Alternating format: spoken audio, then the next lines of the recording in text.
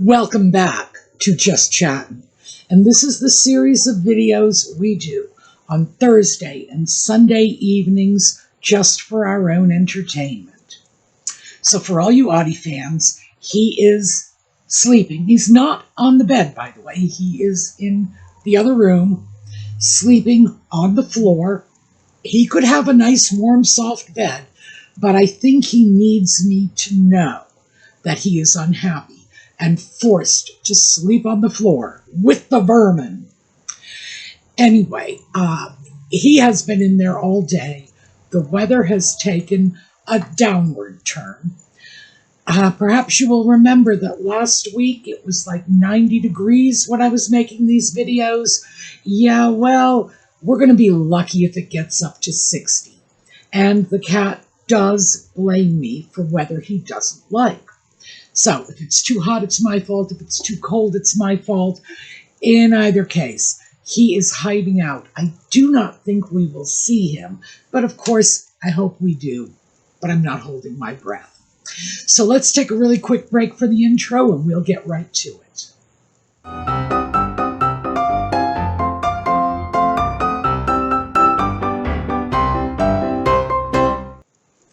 So, it seems Nutmeg returned from her whirlwind quasi-royal Australia tour, believing it was a great success. Yeah, I know, that really doesn't match with reality. But if you measure success by Nutmeg's metrics, it probably was. After all, she got all of the photo ops that she was hoping for, looking very royal, visiting a cancer ward at a children's hospital. She was ladling soup at a shelter. She was visiting with the families of service personnel. She visited the site of a terrorist attack. She visited with students at the University of Swinburne. More on that in a moment. And then, of course, she had her own little commercial affair, that Best Life thing, where people paid up to $3,000 in order to have the pleasure of Nutmeg's company on stage and listen to the same old nonsense she's always spitting out for somewhat under 2 hours. At least that is what the Australian media is telling us. So yeah, by Nutmeg standards, that had to be a great success. She shows up, gets her pictures taken repeatedly, because of course she showed up with a film crew in tow. It did have the overt appearance of a royal tour, and because they spent no time out in the general public, no walkabouts, no just meet and greets with real Australians on the street, there was no booing and no backlash. There were no crowds, of course, but since they brought their own camera crew, it's pretty easy to stage photographs so that the lack of crowds is not particularly apparent. Regardless, what I did want to talk about was the crowning achievement, which was at Swinburne University, when she had the opportunity not just to talk about herself, which is what she does everywhere, but to tell these students that she was the most trolled person in the world for the last 10 years.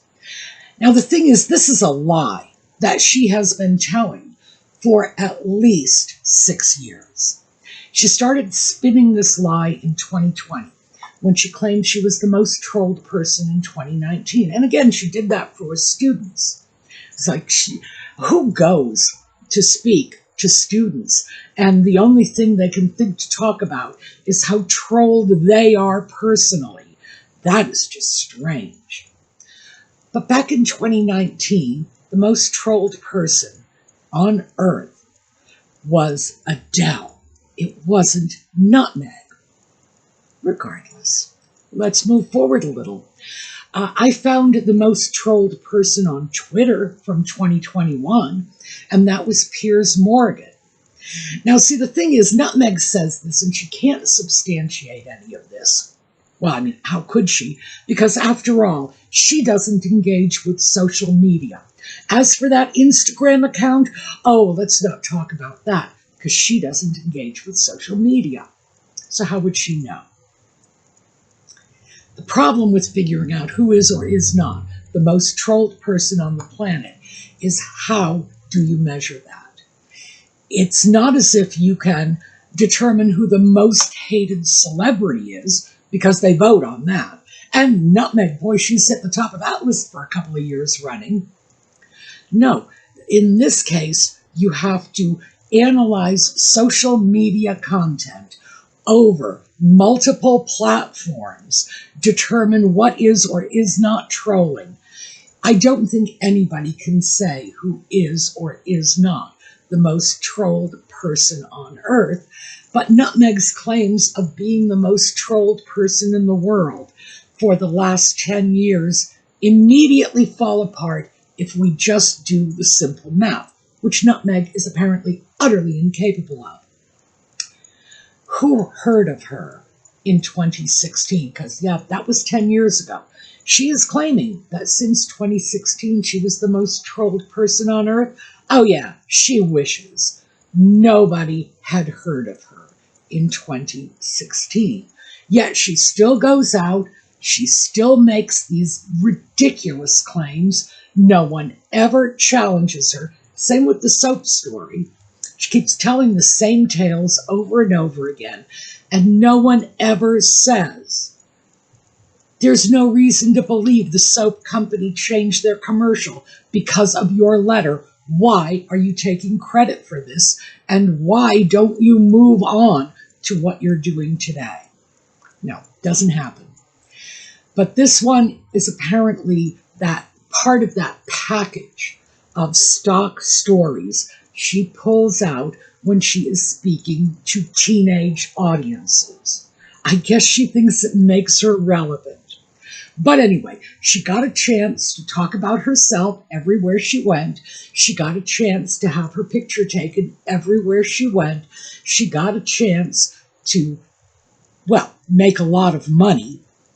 And for the rest of us, especially those in the Megxit camp, the fact is we got the satisfaction of knowing that the media absolutely picked up on the extreme commercialism of all of these visits, because it's very widely publicized that Nutmeg makes money on every one of these visits by marketing her outfits, and she gets a percentage. I've heard both 12 and 15%. I don't know how much it is.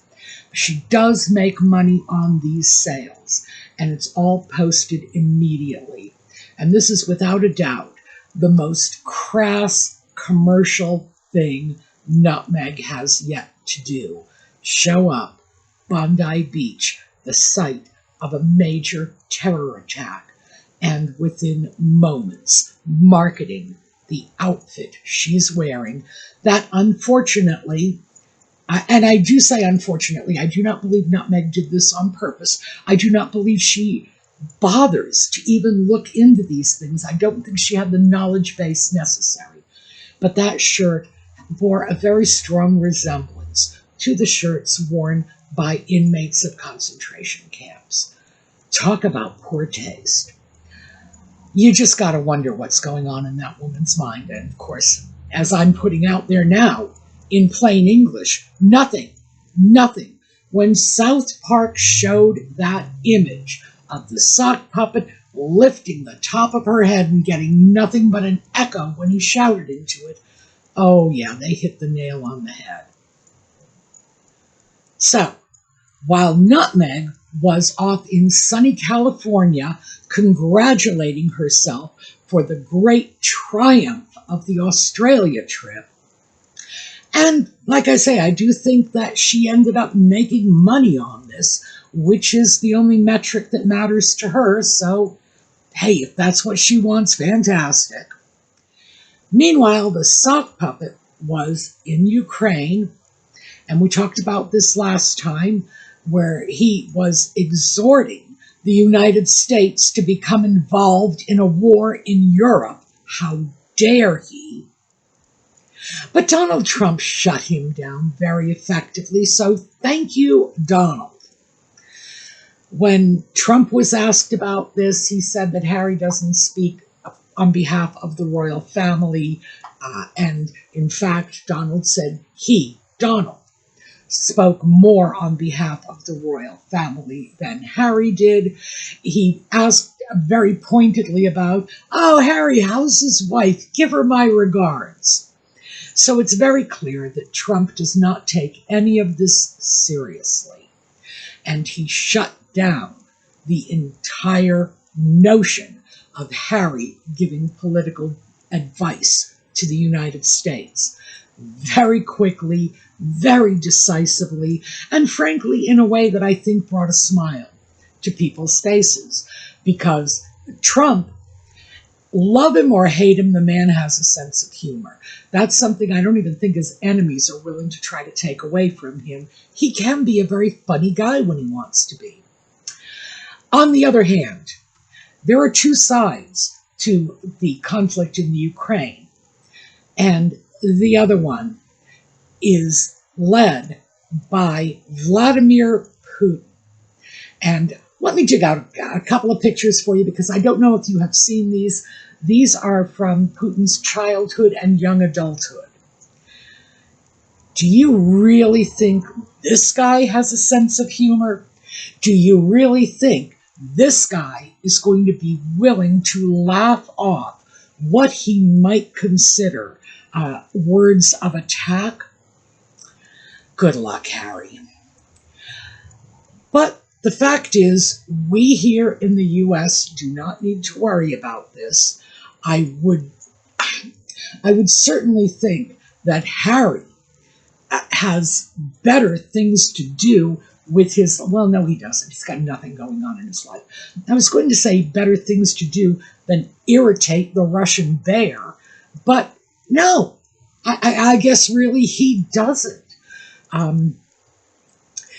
But because apparently he didn't like being shut down by Trump, he gave an interview when he was in Ukraine, and I believe this interview was with ITV, which would seem to be Harry's favorite news outlet in the UK, or at the very least, it seems to be the one news outlet he hasn't sued yet, which I suppose does kind of give it sort of favored nation status with him.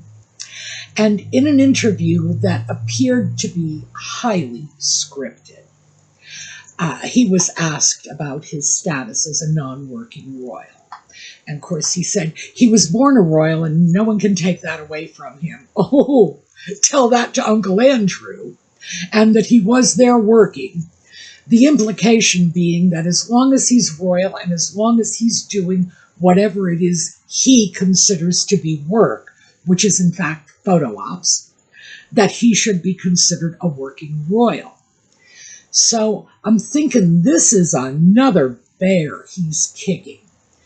I cannot understand why Harry would do that, why he would be so overt in forcing, because this is what he has done, in forcing the UK to clarify his status definitively as a non-working royal.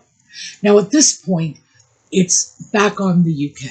They must do this. They must come out with some sort of statement that indicates Harry is not a working royal, because he is out in political situations, dealing with political people, talking about political events, sharing his own half-baked opinions. And if he is claiming to be a working royal when he does that, and there's no question that he did, in fact, do that. It might have been a claim by implication. But here's the thing. We, as English speakers, would look at what he said and read that as a claim by implication only, that he did not state categorically that he was, in fact, a working royal. He only implied it. But the world does not speak English. These statements are going to be translated into language for whatever country they're being heard in, and not all of the languages on the face of the planet have the kind of nuance that English has. Because frankly, I believe we are one of the more nuanced languages on the planet. There are countries you can go to where it would take you 2 or 3 paragraphs to create this, I'm going to say it, but I'm not going to say it, the way we can do it in English. It's just that simple. And mind you, the reverse is true. There are many things you could imply in Japanese or Swahili that might be implications that we would see as concrete statements of fact. And that is the problem. The sock puppet is going all around the world, using his royal status, using his relationship with the King of England in order to gain an audience, gain a platform, gain credibility that he does not deserve, because he is implying, just by his very presence, that he is representing the British Crown, the British government, the British people. And we in the Megxit community have been complaining about this for years, that it's all well and good for, the royal website to not list them as working royals. Well, they're not listed as working royals. How is somebody in Zimbabwe supposed to figure that out? Well, I don't think they can. And I think with this new statement on top of the ambiguity of his status going in, and that ambiguity, there are 2 parties to creating this ambiguity. There is Harry himself, and of course his charming wife, and there is the British royal family / government. And frankly, I don't care which one does it. I don't care if it's the king. I don't care if it's Parliament. I don't care if it's the IT manager of the royal family website that goes in and starts deleting. But some deletions definitely need to be made. And as I said, I don't understand why Harry would want to push this ambiguity to such a point where he's giving them no choice but to slap it back. Are they going to slap it back? Well, they have to. If they don't, it's a major misstep, because what they would be doing is tacitly acknowledging that Harry is a working royal, as he has implied. And I don't think they can do that. I think somewhere along the line, somebody is going to say, no, we must shut this down. And I think what Harry has done is force their hand. I hope that's what he's done. And they have been straddling this fence for far too long. They have not been feeling the consequences because Harry is somewhere else. He's doing all this stuff in other countries, not in the UK. But he is doing this in Commonwealth countries. And I think Charles needs to recognize that this is not just about him and his family and his precious little feelings as a father. It's about his country. It is about his Commonwealth. He is the head of the Commonwealth. And the sock puppet is out there playing these games in Commonwealth countries. We've seen this. So I gotta wonder why the sock puppet did it, especially because having listened to that entire exchange, it sounded very scripted to me. It sounded as if Harry had that question in advance, had pat answers to respond to that question, and he did so. So my question is, what on earth does he think he's going to gain from it? And I would say the only possible move he has left for the British government is the move that shuts this down, because he's not a working royal, and they cannot afford to have him perceived as a working royal. Because let's face it, he just told the United States to get involved in a foreign war. What? Like, how crazy is that? What could this loose cannon do next? And imagine how bad the implications could be for the UK. So anyway, that is what I have for you today. We are going to take a look at a slideshow going out. Because I missed little Louis's birthday a few days ago, we are just going to take a look at the Cambridge kids. And I hope you all know that I adore little Louis. He is just, I can't wait to see the adult he becomes. I just hope I live that long, because that's going to be worth watching. So happy birthday, Louis. I'm sorry it's late. Now, thank you for being with us. I hope to see you all again next time. And in the meanwhile, have a terrific day.